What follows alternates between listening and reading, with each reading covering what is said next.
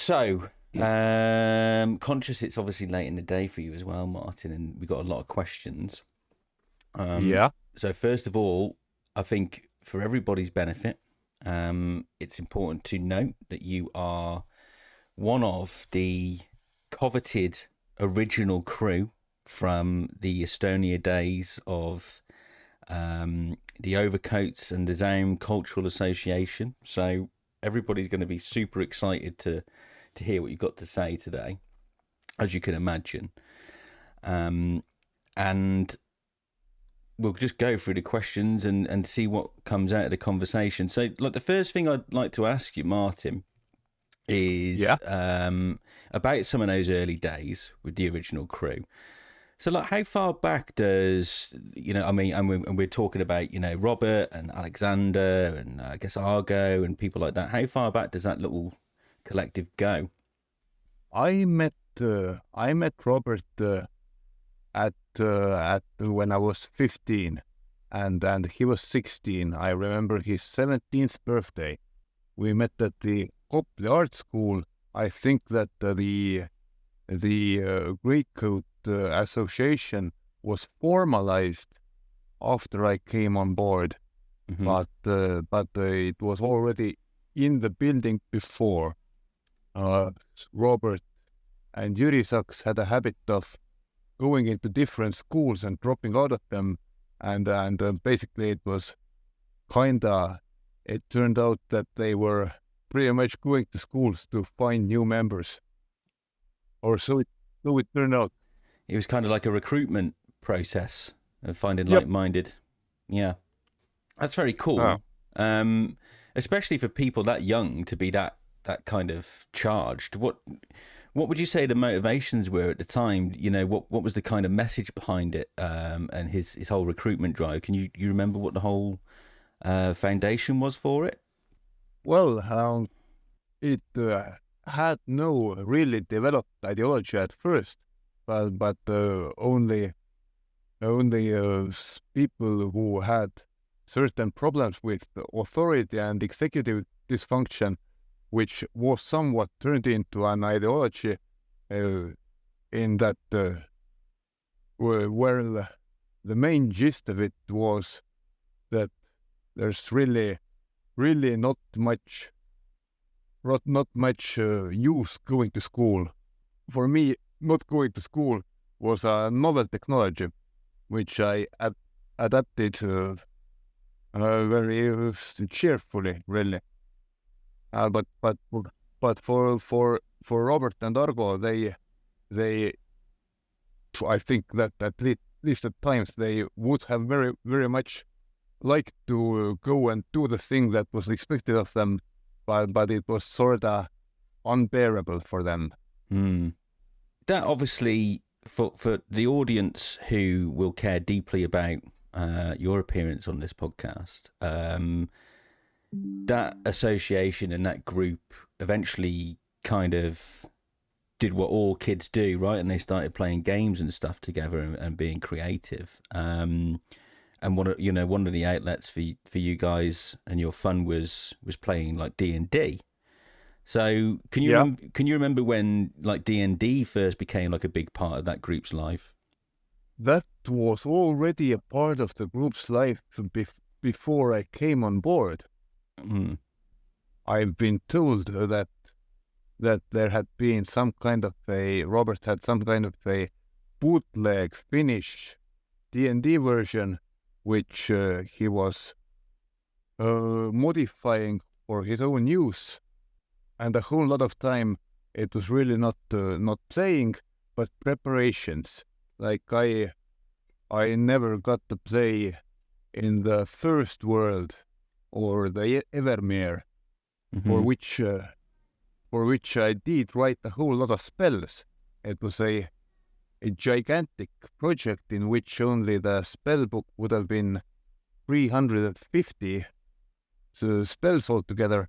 I think we finished about a third of it. There were Yuri Saks was an extremely good concept artist.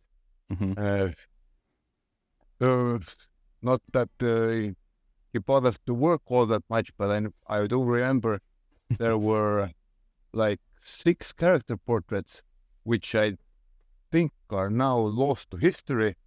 Mostly, I think that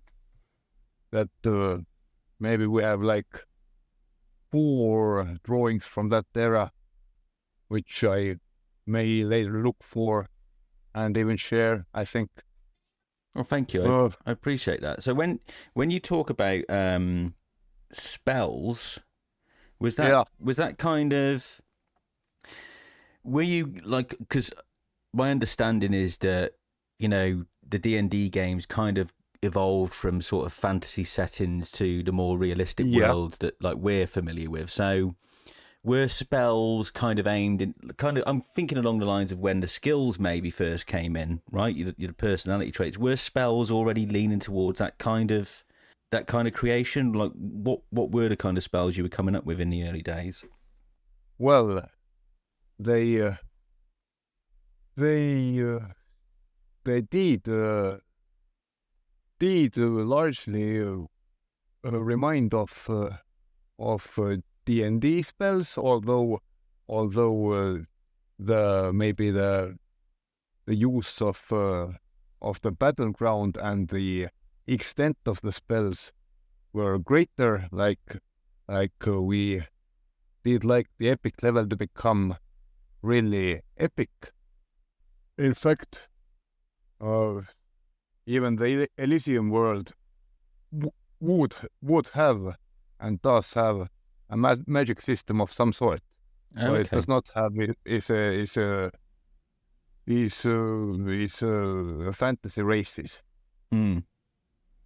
Basically, the move away to a more realistic setting. The main point of it was not to have fantasy races anymore, but to have nations. And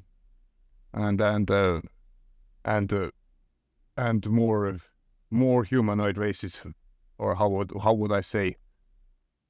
Anyhow, yeah. So more like representations of culture that we have today, which I think is quite important to obviously what Disco Elysium became, right? It's very much about what people stand for and ideology and all of that kind of stuff, right?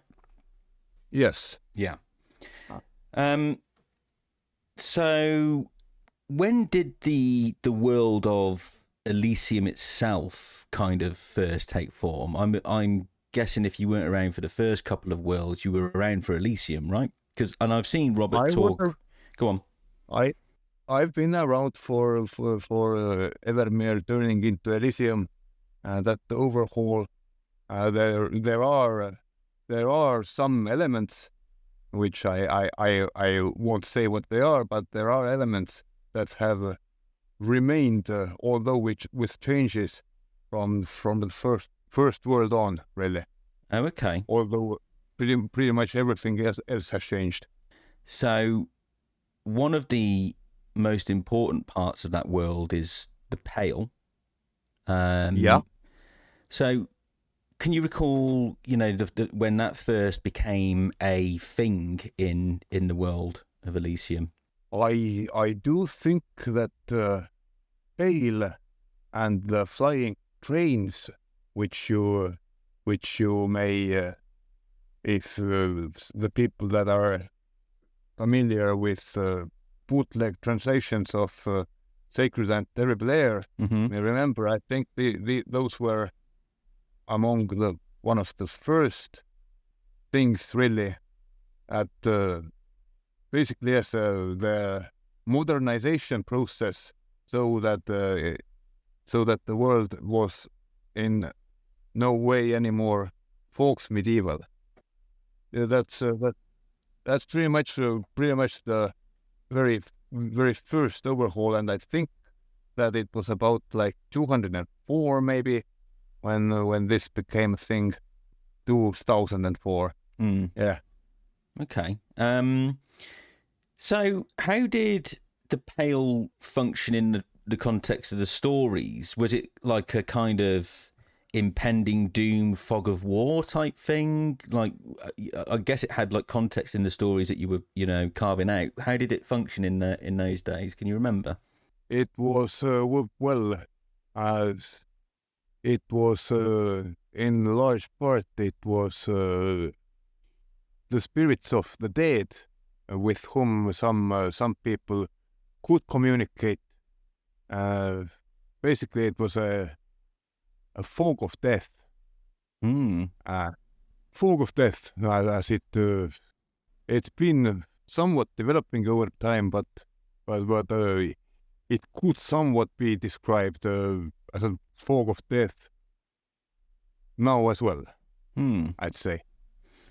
So, I see many people describe the Pale as a metaphor for climate change and the impending doom that likely brings to the world. Was there any of that in mind when you guys were thinking of the Pale? Yeah, we have definitely. We have seen it as a metaphor for that.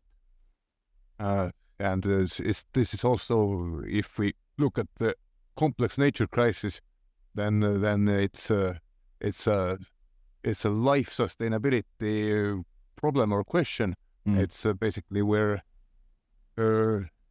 killing off nature faster than it can be reborn.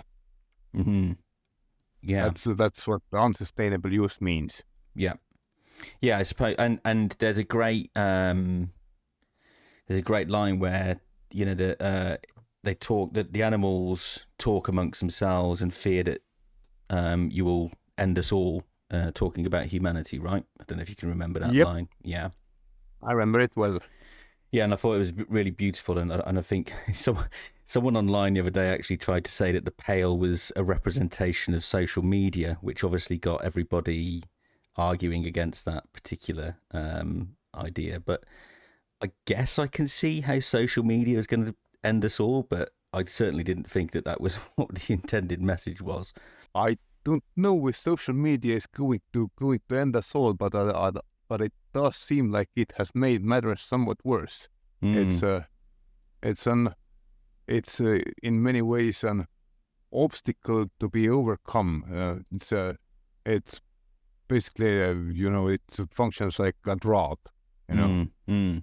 Yeah, I guess the danger of social media is it's created a vacuum of expertise which maybe didn't exist when people were reliant on looking stuff up in books and all the rest of it, and you get a lot of misinformation now, whereas maybe you perhaps didn't before, right? That's the real danger. I don't even know if I would say that misinformation is the main danger. I think it's about the way that social media. It's basically you have been, by social media, you have effectively been made a partisan warrior of something. It usually has two sides to it. One of them may be more right and one of them may be less right, but basically you are the social media as it is now creates internet warriors, and I'm kind of unsure if internet warriors really make anything too much better. Like right now, if I look at the American political struggle, then I can see that both sides are entirely capable of creating their own misinformation, which their partisans ruthlessly support because they can't be bothered to fact check their own side. So it's basically it means that the truth is no longer valued, which is basically it's I see it in my own country as well, and it has intensified during the time that social media has risen. It's a war propaganda mode of society, and as a war propaganda mode of society, it is well. Firstly, it's not a pleasant place to be in. Secondly, it only does point to it. It also means that the realities under it are getting worse and sort of not getting fixed, as we can see. No, I agree. It's a great point, particularly about the current political climate in America, and I think you kind of hit the nail on the head there. There seems to be more of a desire to make sure you're fighting on the blue or the red corner, rather than kind of looking at what's purple in the middle and assessing things, in the right way. I think it's a very good point. Yeah, no, absolutely. Absolutely. None of those people need a fence sitter, and also it's basically like there's no third position, and the third position doesn't have a plan of action, and thus it doesn't gain traction, and so we're sort of stuck with that. But at the same time, people still do keep looking at this stuff. Although I do also remember that during some years ago, Biden years, the newspapers had a huge problem because Trump wasn't still doing stuff, and then they didn't get the clicks they needed. So I that influenced them somewhat.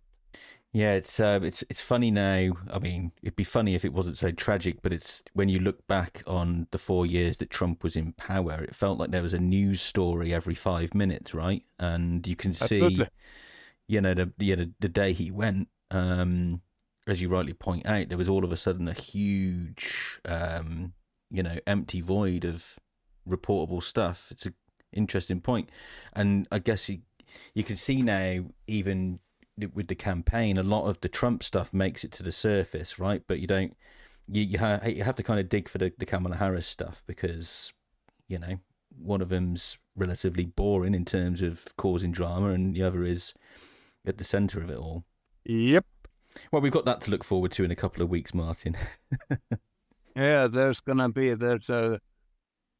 like no shortage of that stuff. If once you find out where it comes from, there's like an infinite amount of it. Yeah. I'll just I'll bring us back to Elysium now.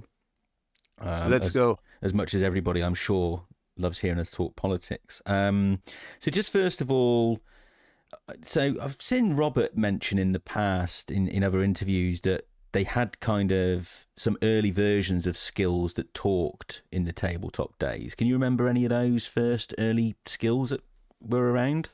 Yeah, I sort of remember the skills. Yeah, I remember there was an acrobatic skill, and I do believe that there were, for Mac Thorson, there were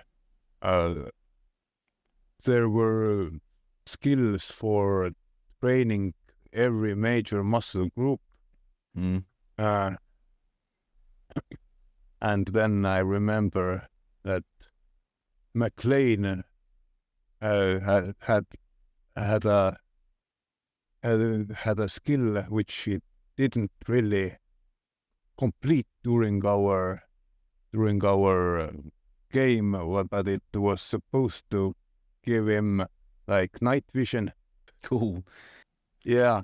So McLean, it's interesting you mention that, because the original draft, there's an email which I think they included in the art book, which was, I guess, Robert's initial email to, I guess, an investor. I'm not sure. And the game was originally called Thorson and McLean, right? That was the very first idea for the pitch. So Was Torsten and McLean kind of the early Kim and Harry idea?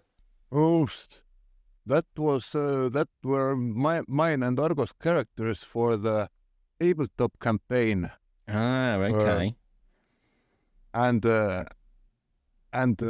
we originally thought to complete that same tabletop campaign as a computer game, Mm-hmm.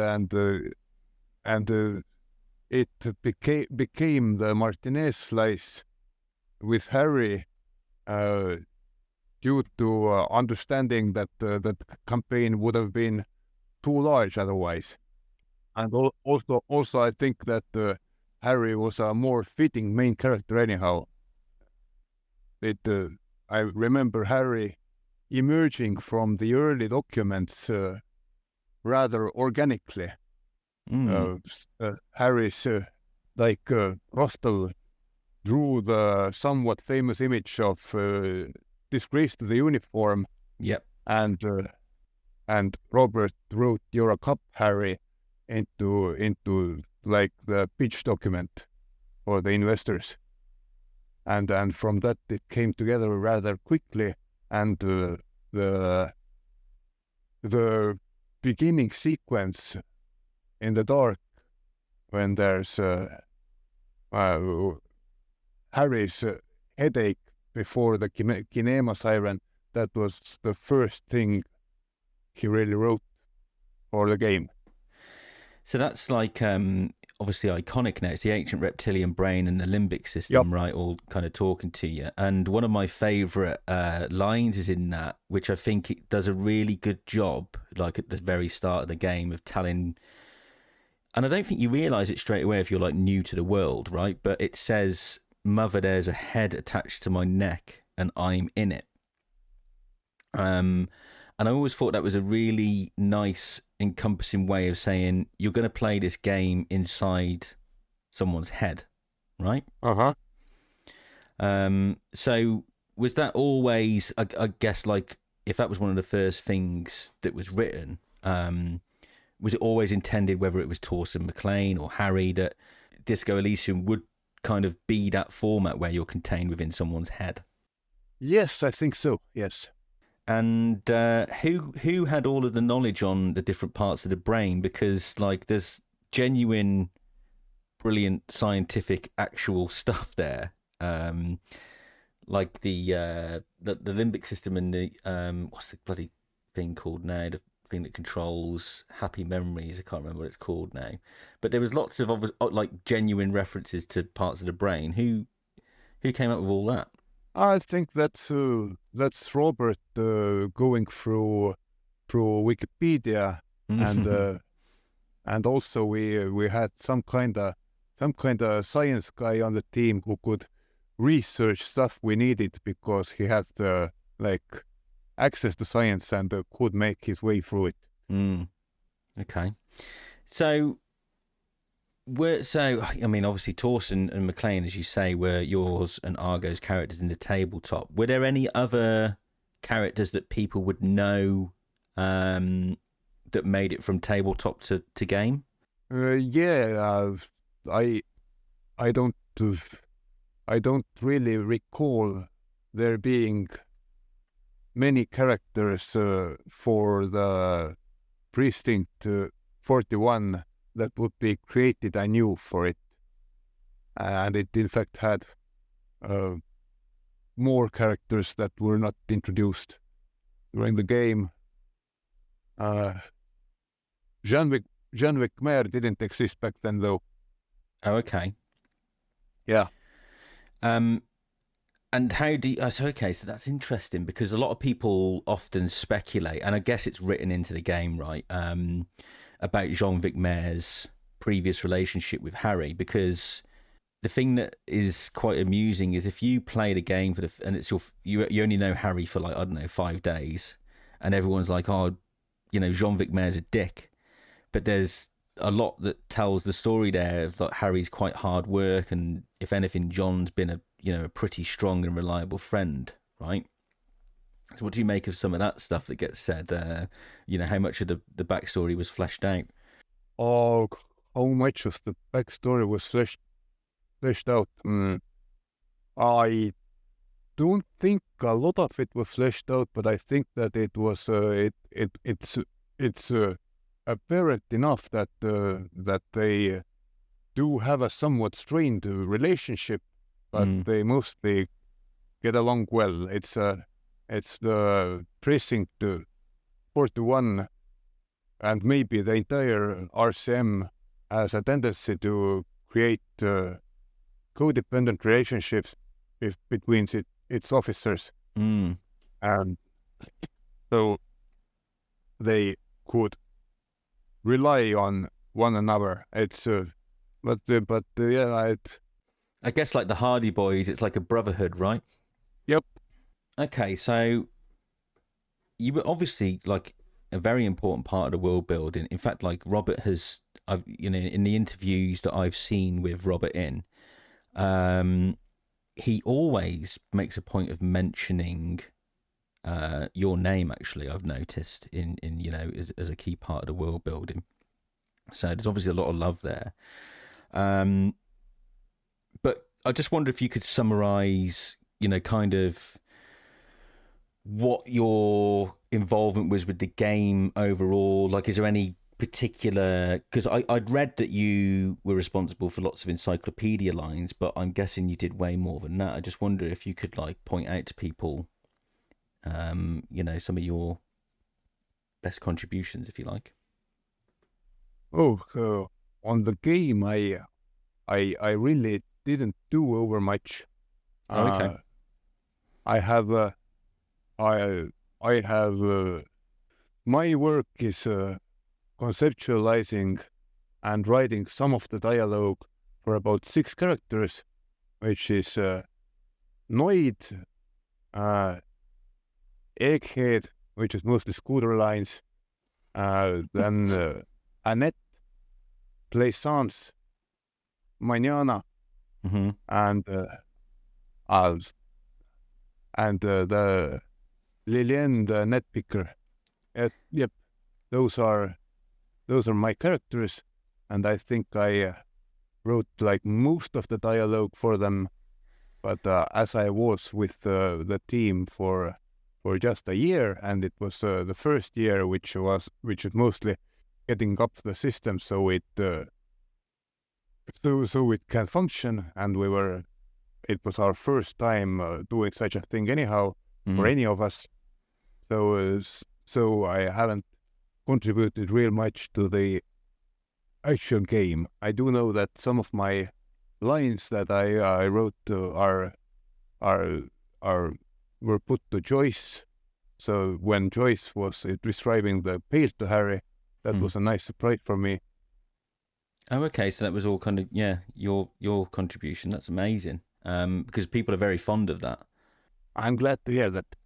And the characters that you've listed, I think, and everybody has their favorites, but like I really like. In fact, I was playing the game this week, as I often do, and Plaisance I think is a really just funny kind of human being in general, right? She's got all of the superstitions and stuff. Like Sumerian trinkets, right? That was what her wards that were keeping all of the spirits off. Was the Doomed commercial area of any real world inspiration to your knowledge, or was that something that was?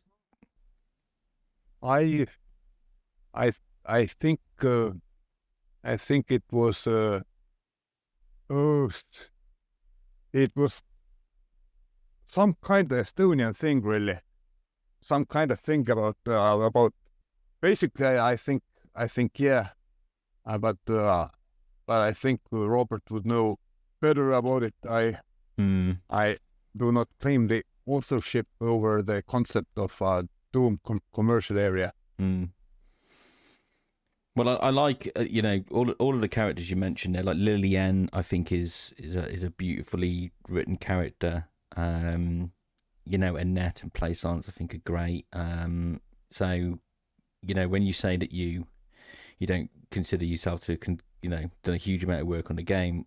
I think just because you weren't there doing the programming or whatever, 2 years in, I think, it can't be understated how important those characters in your writing is to people. So a big thank you for that, I think, from me and everyone else. You're welcome. And well, I did work on the world building in ways which are rather hard to measure, as it's boring to do world building alone.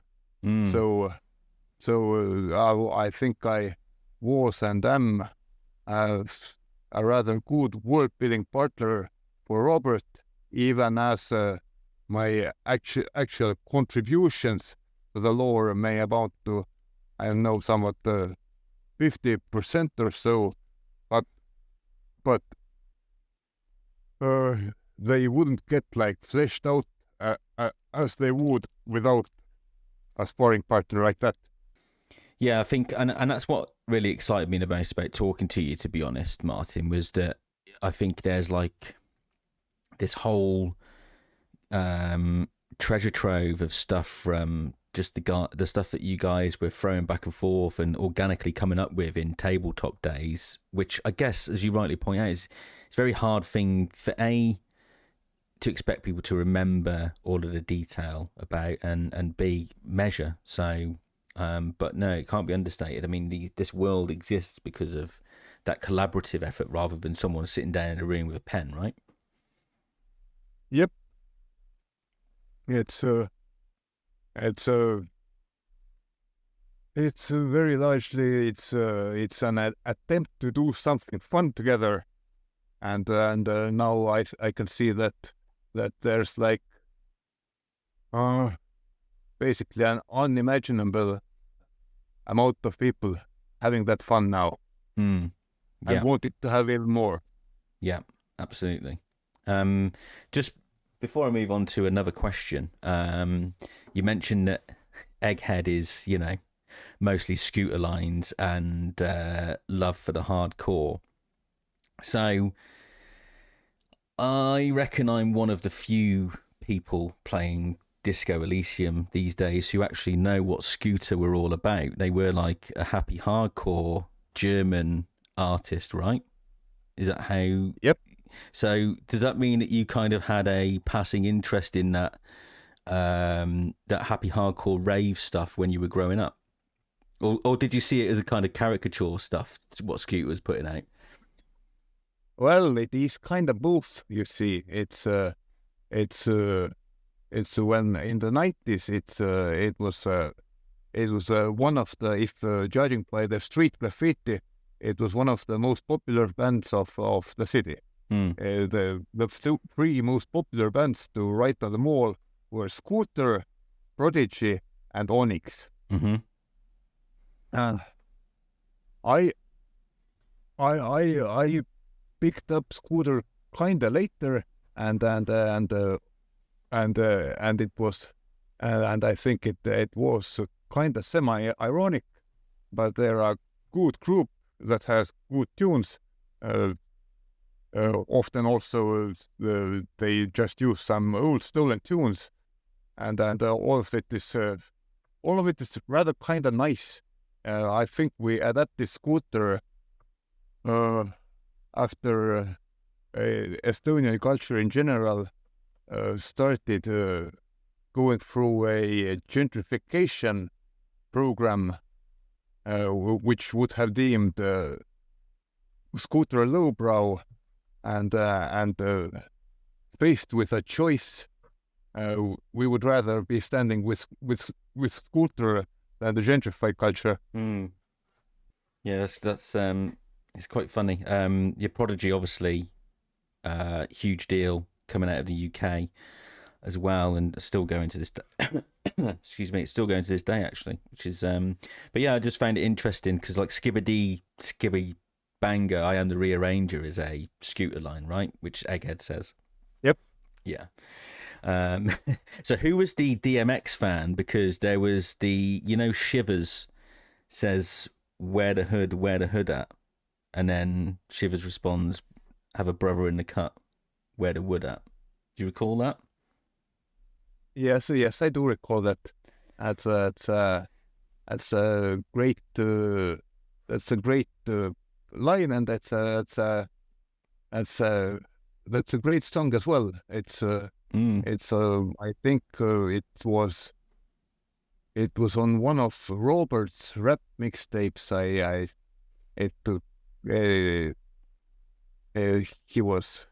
I think he was researching rap music also for the tabletop Elysium thing. Mm-hmm. At least I remember the Thorson and McLean campaign having at least one mixtape of its own, which Robert would play while the game was going on. Okay, so kind of like they were listening to it on the radio or something, or like their theme music or something like that. Yep. Themes and background musics and so on. And this is it does show that the Elysium world is very much intertwined with music culture in general. That Robert is largely a writer that derives inspiration from music, as he's a musician himself, and it's one of his great loves. He hasn't gotten himself a whole lot of personal possessions with his larger than usual salaries, but he's got a nice collection of hi-fi technology. Nice. He's an aficionado, but you're quite musically inclined as well, right? I like that you in your tweets you have some like really amusing obscure references to songs that are like, I think they reflect a lot of the time that you obviously perhaps spent in England, because like it's all quintessentially, I mean, I don't know if Spice Girls is quintessentially British, but we're probably the last people that really remember him. And I saw you tweeted something like about, you tweeted the lyrics to Wannabe recently, and you referenced David Bowie recently. So you're quite musically inclined, right? Oh, well, the one thing that we were even at the start of Greatcoats were that we were music enthusiasts that define themselves through music somewhat, and Robert has always been a fan of British pop and rock music, and it is historically a good music scene. I don't know what's going on there now, but yeah, like we did listen to Pulp and Slade and so on. I, by the way, have never been to England. Oh, sorry, that was a silly assumption of mine. But I'd say that in Estonia, the British pop music, it was, I think it's sort of popular. Yeah, it's it was also, British pop music was rather popular in Germany, and one of the main musical outlets, I believe, in the late 90s, early 2000s was the, I think now discontinued, Viva channels of Germany, and those had a lot of British music on them. Mm-hmm. Amazing. No, thank you for talking about that. So I've got like a few Easter eggy questions, which you may or may not know the answer to.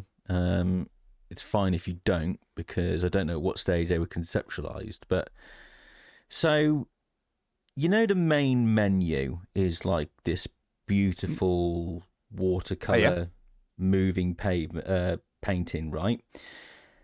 So generally, so yeah. First of all, can you remember how that came about? Was that a well, that's my question. How did it come about? The whole main menu painting and having that huge Yep. grand view of Martinez. Can you remember?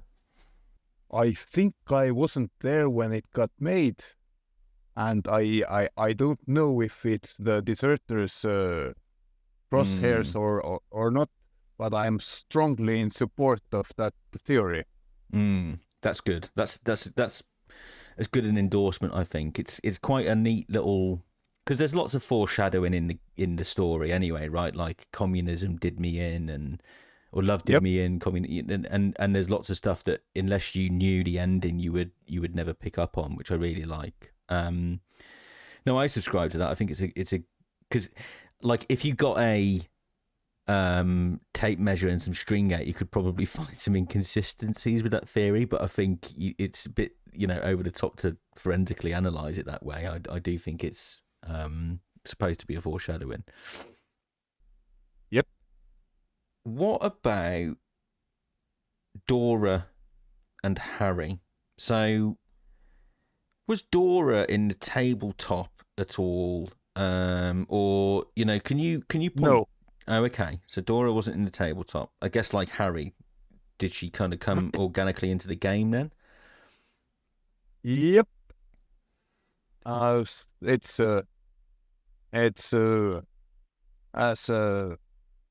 it's I think that that is I think Robert has also said it already. It's mostly him cannibalizing his own private life.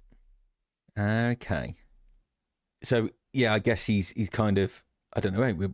Are they exaggerated feelings? Because obviously there's a lot of criticism leveled at Harry for how he handles that breakup and the heartbreak that comes with it. And would you say that these are potentially exaggerated feelings that maybe Robert had at some stage? Well, Harry is an exaggerated character, despite also being a nuanced character, and it's also things do tend to change if you translate yourself into some other character. So, but most things that we see in the game are inspired by life, because what else they would be inspired by? No, absolutely. So you talked a little bit about how Harry was, kind of organically grown from a drawing by Rostov, the disgrace to the uniform. But what about Kim? What stage did Kim get brought into the idea of the setup for the story?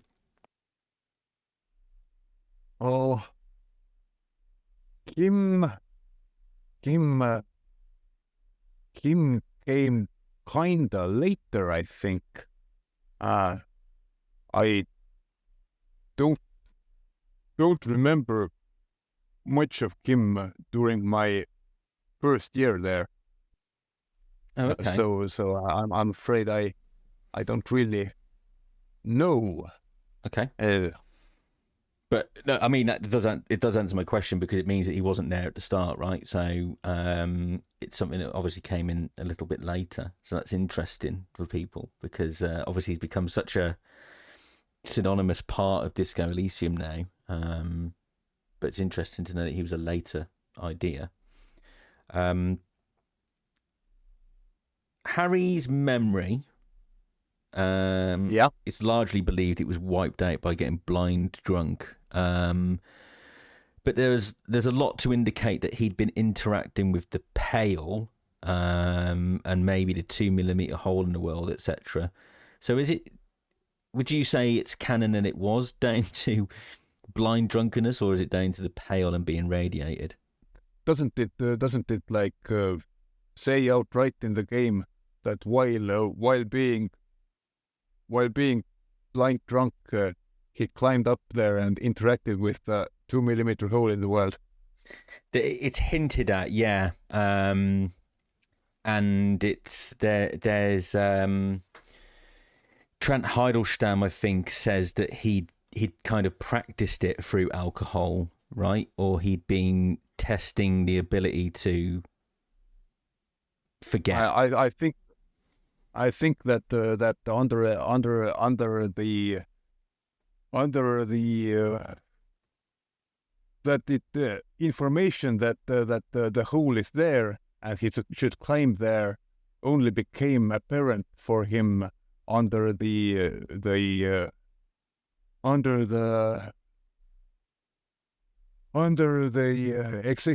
excessive alcohol thing. Okay. So that's where. Although it may also be that that he had already been like going deeper into the mysteries of the world, which are at the same time hard to bear. So that climbing up and interacting with the hole is at the same time also how you can forget about the hole itself. And also a way to start solving the case. So of course Harry had a whole lot that he would rather forget, and what still comes back to him, whatever he does. Interesting. Yeah, that's interesting. Yeah, he was constantly, I guess, for the most part, trying to remove the memory of pain from things like Dora and some of the things he'd done in his past, and no matter what he does, you kind of then see that every time he attempted it, it does come back eventually, as you point out. Yep. Interesting. No, that's fascinating, actually. Thank you for that. So, do you think it's like, was it ever kind of conceptualized that? So, in the book that Robert wrote, there's talk of things like what they call magpies, who can kind of influence and interact with the Pale in various different ways. Was Harry ever kind of, written as something like that, or of significance? What did you say that was in the book? I think there's some people who are kind of known as magpies who are able to interact and influence and shape Pale, right? Oh yeah. So was Harry ever written as one of them? Unsure if he was a magpie like that. Harry does have some kind of a special power that makes him operate better than most people, which is that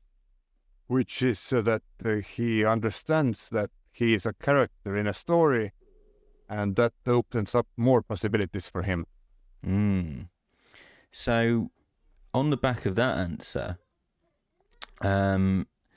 you must be familiar with, and I laugh because this is a theory that I've fallen down the rabbit hole with, to be honest, in recent weeks. The Feld playback experiment. Well, first of all, I guess my question is like, what role did Feld as a kind of company play in the tabletop? First of all, were they quite important? Were they key to some of the world building? I do not remember Feld being in the tabletop campaign. The reason I ask that is because I saw, so if you can dig out the old Fortress Occident dev blog, and they talk about the Feld playback experiment, and it's obviously referenced in the game at some point as well. So there's a theory that you are watching back a observation of Harry, and you are playing a game within a game, or watching a video within a game, and I guess it kind of makes sense maybe that it was observed from the Morrolinton aerostatic in the sky or something. What are your thoughts on that? On this, I can only say that Robert is inclined towards doing something like that. Other than that, I don't directly know but experience like who is the one talking like this, and what is this view we are seeing on the screen, and giving answers to such questions. This is like him. Okay. Interesting, because there's also a fort cabinet called White Morning, and it's the only one that doesn't have Lenville Brown speaking, and it's often theorized that that's because it's meant for the player, and all that White Morning does is increase the zoom out. And so I was like, does that directly mean that you are in fact playing through the failed playback experiment? It all seems plausible for me. I haven't inquired about that myself, and I haven't been in conversations in which this has been touched. Okay. So Robert's got the answers, I think, probably, hasn't he? I think so, yes. I think he remembered. Seeing as we're talking about Robert, Yeah. do you know how? This is purely a selfish question, but how much awareness is there of this and the podcast, etc., in that group of people? Because I have reached out to Robert and asked him, but he hasn't replied yet. So You did do one with Rostov as well, didn't you? No, I've asked him, and he said he will, but I haven't done that yet. Okay. Robert is a rather private person with a whole lot to do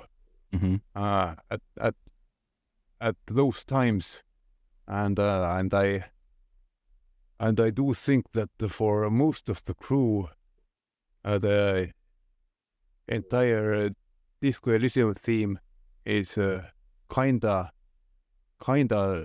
traumatic due to a series of unfortunate events. No, I understand that. To be honest, I think I kind of suspected that me badgering them about a thing that was associated with so much trauma probably isn't the most welcome thing, but I kind of had to, right? I'm sure you understand my position.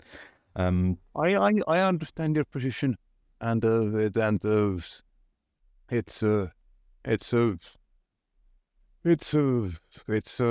not impossible that there will be more willing and time for our people to come and say stuff to the media.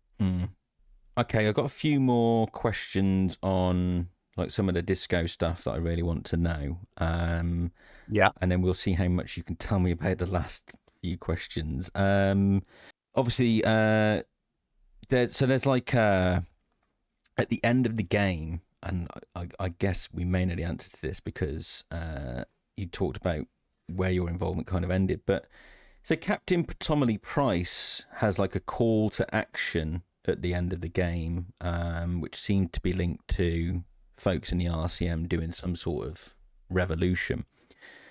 I guess maybe not to kind of touch on anything too specific there, but did you have any ideas of where they wanted to take Disco Elysium next?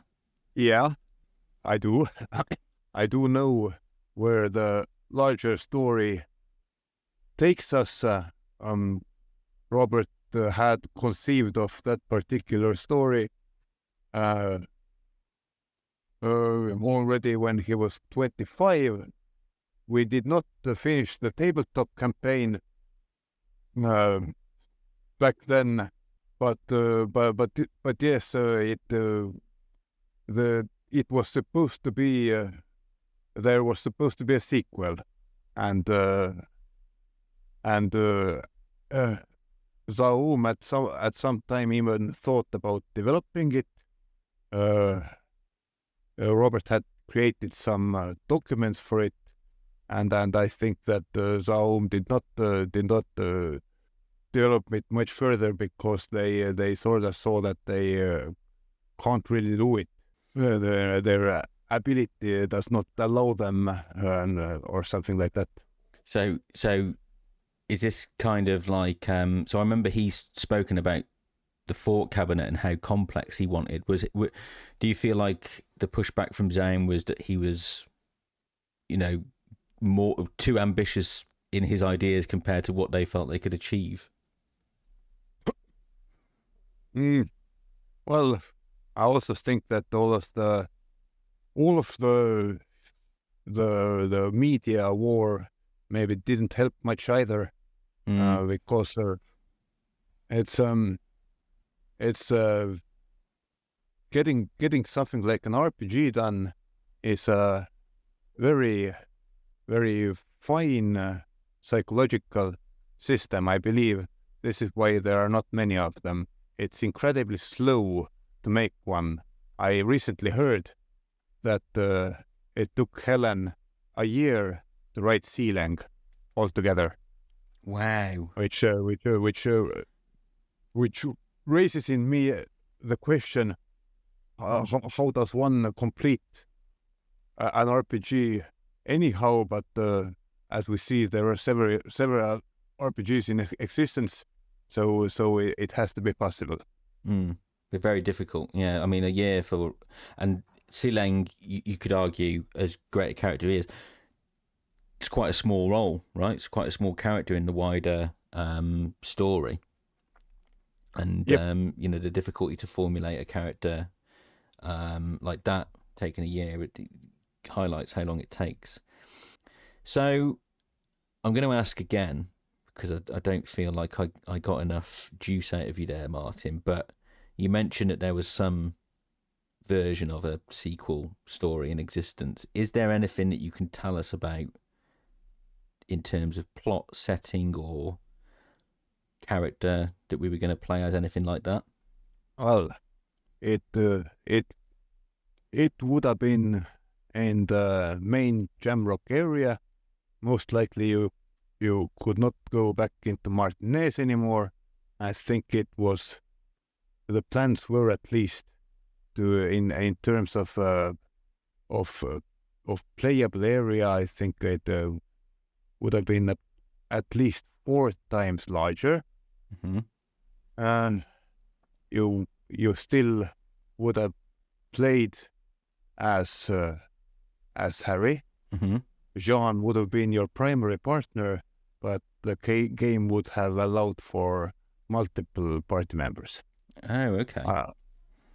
As an improvement upon Disco Elysium, the game would have started with an attack on the Precinct 41, and basically it would have been largely a revenge plot, and I think I shouldn't say much more because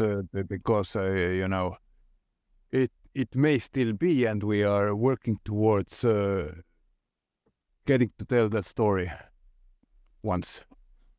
So there is still, and I obviously respect that you have to be careful exactly what you say, but there is still hope and desire to be able to create within Elysium, rather than having to, discard that, obviously, labour of love that Elysium is. There's still a desire to get that back then. Well, if there wasn't the desire to get it back, then we wouldn't be at court. And I also think that that we want to get it back, essentially to do something with it. Yeah. But it is, at any rate, it's going to take a hell of a lot of time. Yeah. It was a bit of a stupid question on my part, actually, but I guess I just wanted a confirmation. But yeah. Well, it's something that you kind of do on the radio. Sometimes you have to also act out the obvious things so that the listeners could be sure about the obvious things. Yeah, absolutely. Thank you for excusing me there, Martin. I can do that another time as well. Yeah. Thank you. Do you know, one other thing, I know you kind of stopped there, but like one of the stories that you can carve out depending on events in Disco Elysium is that Kuno would be kind of recruited and rescued from his pretty shitty life in Martinez to be part of Precinct 41. Would you Yes. would you would you have would you say that that was a canon or expected thing to be included in any future story? Would you expect Kuno to have returned in that form? I have no knowledge about that one in particular. Okay, all right. Just while I think about Kuno, so Kuno was one that it was Argo's character, right? Yep. Did Kuno exist in the tabletop? Uno did not exist in the tabletop. Uno is Argo's original creation, which in fact he created outside of the Elysium world as a storyteller, because this is one of Argo's huge talents, which I haven't seen much otherwhere, which is that he can like there's a party or something and people are smoking weed or drinking or something, and then he will start spinning a story, and then he can go on for hours. Which is, well, it's less structured, but altogether it's a different ability than being a game master, as you know. It's not precisely what Robert would do. Yeah, but I mean, you need, like, I think they work very well together, right? Those two character traits. Someone who can take a kind of framework that would have, I guess, been built by Robert, and then, you know, all of the different players around that table. If one of them is able to kind of go off on like this little tangent and create a story on the fly, that's huge, right? Yep. Yeah, no, I've always found Kuno and Kuno S to be particularly fascinating, just because I think anytime you tell a story in a kind of grim, bleak kind of world, although there's a lot of hope in Elysium, I know, but when you tell that through children, you really get to the core of, you know, some of the innocence that can be lost as a result of those environments, right? Yep. Kuno West then was that Argo as well? Did he do? Were they kind of created at the same time? Oh, of that, I don't know that well. If they Argo came into the company after I had left already, and it's well, I think that there's a whole lot of Robert's input in that story as well. I know who came up with their having to be a Kunais. It feels to me as if Robert had at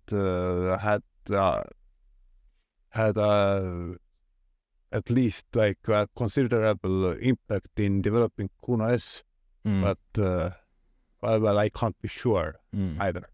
No, thank you. That's you know, I could probably, you know, go off on lots. Have you had Argo on the podcast already? He so you know Dora over at Summer Eternal, Dora Klindich, she'd messaged me, you know, leading up to the announcement of Summer Eternal, and said that Argo would come on. So I will be getting him on. Yeah. Oof. So speaking of Summer Eternal, there have obviously been like a number of studios announcing themselves as successors this week. You have provided some very funny tweets in that time, of which are very carefully left for the reader to decide what they mean, which is quite funny for me as well. How much did you know about the studios prior? Was it a surprise to you as well? Oh, I did know that the Kaurgender was up to something. Mm. but the other studios, uh, uh, well, I did sort of know that Argo was up to something as well. I knew kind of less about that. And studio number 4, I don't even know much what is going on there. Yeah, that's the Longdew one, right? It just says a bunch of ex-ZAUM people, but the only named person is a guy who, like, I don't know, worked on Unreal 2 in 2003, and then Destiny and some other kind of more less kind of story-driven games, actually, which I thought was strange. But yeah, we don't know too much about that one. Did you have, so the two people I'm aware of at Dark Math, so there was Timo Albert, first of all. Did you have much to do with Timo at all? I don't think I've had anything to do with Timo ever. Oh, okay, fair enough. But the other one I want to ask is a little bit more controversial, I think, for the community, which is Karakenda, who has a strange timeline with ZAUM. Well, Robert, absolutely, the whole story, right? Like, originally was the guy who kind of said to Robert, "You should turn your book into a game," and was an original backer, I think even a writer at some point, and then somehow, according to People Make Games' report, he'd tried to take ZAUM to court, or Ilmar specifically, and then suddenly it was backtracked on because he was apparently misadvised, and then all of a sudden he left his shares behind, allowing Ilmar to have a majority. So I appreciate that these are people you know, and you might want to mind your words, but I wonder if you could offer any kind of view on Core's involvement and whether people shouldn't be as worried as maybe some of them are.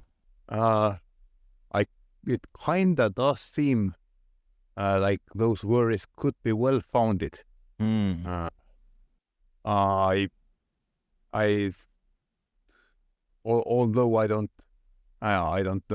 only have like third-hand knowledge of it, but I'm hearing that Kaur and Argo were working together on XXX Night Shift, and Argo left there in anger because he wasn't getting paid any. So that's you can expect to have mixed results with Kaur, I believe. Yeah, it seems that way. He seems to be an agent of chaos by all accounts, kind of like a passing tornado, which, you know, your house might get swept up, it might not. It seems that that's the way of, you know, that's his nature. Yeah, I obviously, as a fan, tried to be positive about all of the studios that were, you know, announcing stuff, but for me, there was only one that, and you've probably seen in the community as well, one that really resonated with people because it seemed to capture the spirit of ZAUM and what Disco Elysium was all about in the first place. Would you agree with that? You mean Summer Eternal right now, yeah? Yeah. Sorry, Summer Eternal. I don't know how well a team can Kaur put together. I don't know if Kaur did right on Disco Elysium, although he could say that he did, but I do think that he did help edit it, and I think that he might have done a good enough job at it. But Argo I know. Basically, I don't know. I don't know those teams. I do know Argo, and I do know that he's a talented creator, but whether it is enough to to well, I know it's a very it's a very bold thing that they are trying to do, really, which is basically they're going to take people from the community and hope it all comes together. And I would actually be delighted if they could do it. Was there, to your knowledge, Martin, was there ever a conversation where Argo approached Robert, Alexander about Summer Eternal? Was that ever? Because a lot of people online are now going, oh, well, where's Robert and where's Alexander and, where's Martin? And I guess we all know that by now that you're all at Red Info. So at what point was there any kind of conversation about getting together, or was it always destined to be a separate thing? Oh, I'd say Argo staying at ZAUM after all the others were the central team of the others were forced to leave, created a kind of a rift, which has to this day not been breached yet. Although we are in communications with Argo, but we have not reached out the hand of cooperation to this day. So there's still, it sounds like there's still a lot to work through for all of you, whether it be the impact, the impact that the whole fallout had, and friendships kind of getting fractured. I hope you can. It's psychologically, it has. I think it has been terrible for absolutely everyone, including the evildoers there. I think that it's been a huge clusterfuck. It's and it hasn't done healing pretty much anywhere either. Like I myself took in a huge load of damage from all that, and I wasn't even there. Like I wasn't even there for the most part. Yeah. But as I'm in the same psychological system, then I would obviously also feel a whole lot of stuff. Yeah, absolutely. About Bobby. Absolutely. And yeah, look, us as human beings are all rooting for you to, heal in the best way you possibly can, both personally and as a collective. So I just want to say that we all have deep empathy for what you guys have been through, and we all wish you very well in that aspect. And I say that I think that the really bad part is kinda getting over, really, by precisely this autumn. That I think that maybe like the better part of the healing work is done now. Yeah, no, that's good to hear. If you were to pick one you're going to keep the closest eye on, would it be Summer Eternal? I guess because of your association with them and everything. Does it excite you what they're doing? Yeah, it's I'd like to. I like that I'm potentially hearing news about what they're doing, and people are already keeping an eye on them. They have left a good first impression, and I think that there's gonna be something to learn. Agreed. Okay. What can you tell me about Red Info? Can you tell me anything about Red Info? Like, well, first of all, are you working with Red Info? Are you an employee of Red Info? I am most work days I'm getting into a room which has Robert or Rostov or Helen in it, and then we are doing something there, which is interesting. Mm-hmm. Okay. I'm obviously cautious to be careful what to ask you, but do you have any idea when, what kind of timeline we can expect before something surfaces? It's obviously the 5th birthday of Disco Elysium today, actually. So I wonder if, there are any plans to say anything soon? Well, depends on how we define soon. As we say something when we are ready for it, Mm-hmm. and I don't know precisely when we are going to be ready for it, but I myself would be surprised if we didn't say anything next year. Okay. I think we can hang on to that. Yep. Okay. I don't think I've got any other questions, Martin.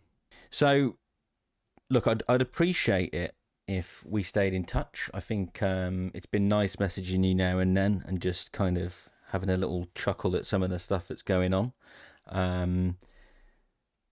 It would be great if as soon as you guys do talk about stuff, if you ever want to come back on and talk to me again, any of you, and a message from... I would be glad to, really. Thank you. A message from me to you, Robert, Helen, Alexander, anybody else. Yeah. We love you all. We can't wait to see what you guys are cooking. I would still like to talk to every single one of you about Disco Elysium. I'm relying on you now, Martin, to go back and say David's a great guy, you should talk to him. So if you can sing my praises when you go back to the office, that would be lovely. I think that is within my ability. Thank you. I appreciate that.